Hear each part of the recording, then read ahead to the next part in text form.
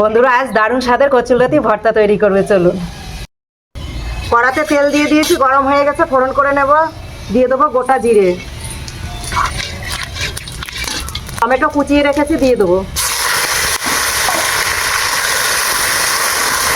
চেরা কাঁচা লঙ্কা দিয়ে দেবো, লবণ দিয়ে দেবো, হলুদের গুঁড়ো, টমেটোটা ভালোভাবে ভাজা হয়ে গেছে। এই পজিশনে দুটো ডিম ফাটিয়ে নিয়েছি, দিয়ে দেবো।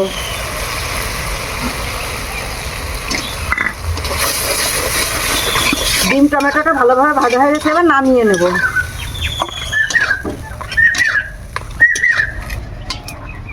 দিয়ে দেবো রাঁধুনি, কতগুলো রসুনের কোয়া। এবার বেছে ধোয়া কচুরলতিগুলো দিয়ে দেবো।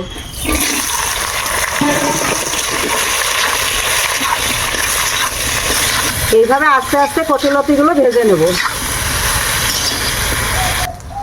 কচুরলতিগুলো ভালোভাবে ভাজা হয়ে গেছে, দিয়ে দেবো ধনিয়ার গুঁড়ি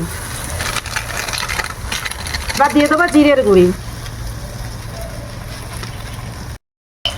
এবার দিয়ে দেবো ডিম টমেটো ভাজা।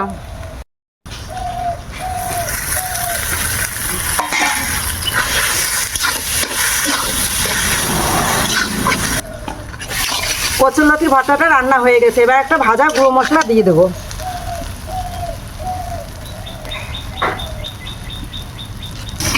বন্ধুরা সবসময় তো মাছ দিয়ে রান্না করে খেয়ে দেখেন, তো এইভাবে একবার খেয়ে দেখেন, কেমন লাগে কমেন্ট করে অবশ্যই জানাবেন।